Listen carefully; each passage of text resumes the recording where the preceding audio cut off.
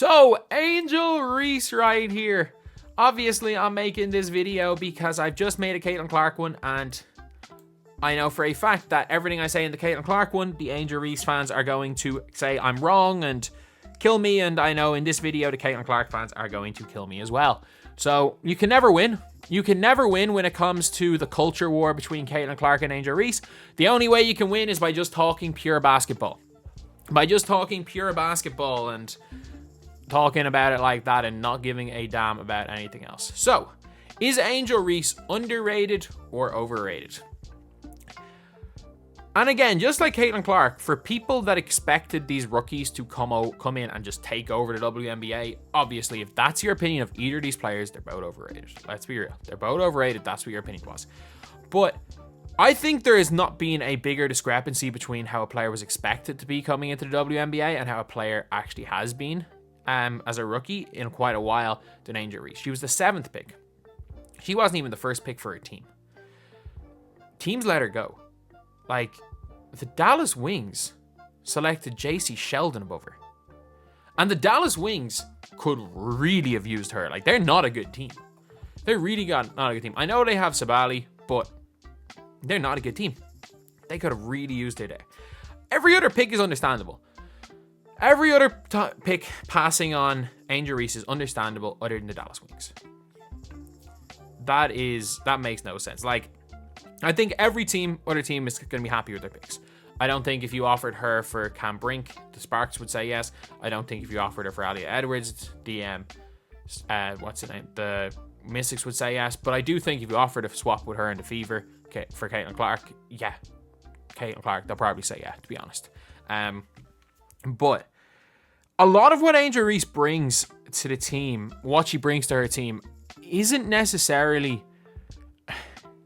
She is a very, very good leader. And you can see it in LSU. And she's a very good leader for a specific type of team. And it is a team like this Chicago Sky team. And it's their coach as well. Like, Coach Spoon is the perfect coach for this team. She's the perfect coach for Angel Reese. When we talk about situations for players, we look at, like, again, Clark being in the worst situation for her. We look at the Sky being the best situation for Reese. And also, Reese is the best player for the Sky. Like, it's a match made in heaven with their coaches, with the likes of Kennedy Carter, with Marina Mabry. You've got dogs in this team. As I've said, like, I don't think there's that much talent in the Chicago Sky. I've said it. There's a reason why teams thought why they were projected to be the worst team in the WNBA. But you can never question the work rate. Every single time you watch the Chicago Sky, they will outwork the other team. They will outwork the other team every time. And some, like, other than the Mystics game, they've just been close in a lot of games and haven't really gotten too far. I don't know. They could have went and beaten the Connecticut Sun tonight. For all I know, they could go and beat the Sun. And everything I say could be completely pointless. But it is like, she's in a perfect situation. Her rebounding, is it underrated or overrated? I still think on the offensive end, it's underrated. And I'm not joking. Like, I genuinely think that, like, as far as her defense is or as far as her rebounding is concerned, she is the best offensive rebounder by so much I've seen in women's basketball. In women's basketball in general. Like, she's not just getting boards because she's tall. She's not particularly tall. But when the shot goes up, she reacts quicker than everybody else. She gets her body in line. She gets that offensive board.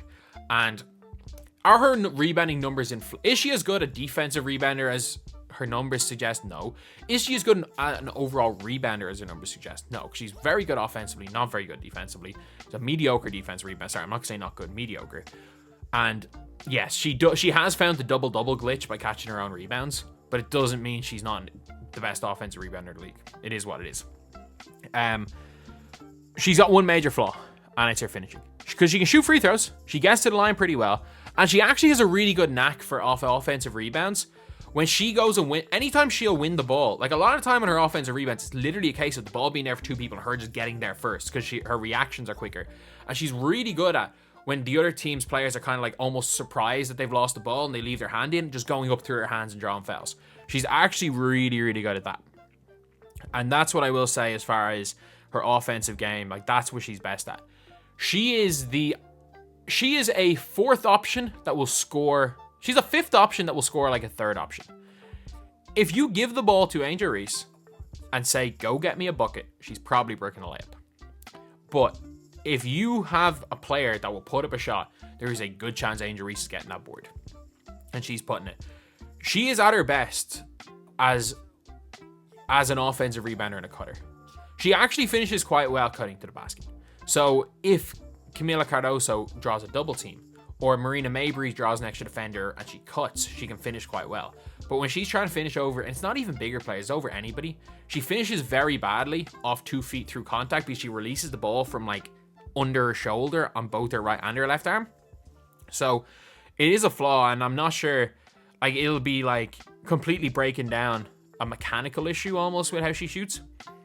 But as far as her, like, if you want to talk about someone's quote-unquote bag, she doesn't have none, but it doesn't really matter. She's just effective in what she does. Defensively, she's one of the best power forward defenders in the WNBA. She is an overrated interior defender, underrated perimeter defender. She can guard the Neko Nwumekes. She can guard the Breanna Stewarts as well as anyone, if not better than anyone in this league, like your Alyssa Thomases as well. These guard forward hybrids she can guard really well. She's not a very good interior defender. And I don't mean like she can't block shots, but also we saw with Tina Charles, it was just bully ball. Like, if you put her guarding, there are some players where if you put her guarding them, they will just go full on bully ball on her. Like against the Sparks, a couple of times Yoru got in. But she could lock down. She could actually do a pretty good job on a Hamby. She could lock down a Cameron Brink. She's a really, really good guarding big guards. She's good at guarding the fours that play in the perimeter. Probably overrated as an interior defender, but supremely underrated as a perimeter defender. Her hands are so quick. And it's the reason why she's so good as far as offensive rebounding. Her reaction time and her hands are incredibly, incredibly quick. Like, the way she plays lanes, everything is really, really good. She is a perfect piece for that Chicago team. Like, if that Chicago team had a go-to player, and as much as I like Marina Mabry, she's not a go-to player. She's the best offensive player on that team. Kennedy Carter's a live wire spark plug. That team, like, let's just say, hypothetically, you add like a prime Elena Deladon on that team. If you add... I'm just trying to think of even just a guard. If you add like a Jewel Lloyd to that team, if you put Arike Agumbawale on that team, they are almost championship favorites, because the rest of them will clean up her misses and will like do all the dirty work to allow her to kind of be the star and the others living off scraps. Like, that is the ideal situation. And I think if Angel Reese is your go-to option, you're going to really struggle as a team, unless things drastically change, and it's going to take a lot of improvement. Like, that's probably not going to happen next year. It's probably not going to happen the year after, where she can be a go-to player.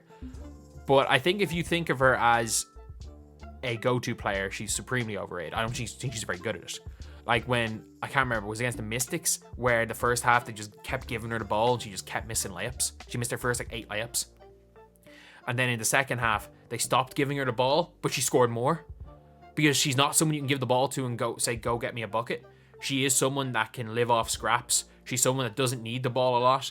Her field goal attempt numbers are probably higher than they realistically are, because she catches so many of her own rebounds.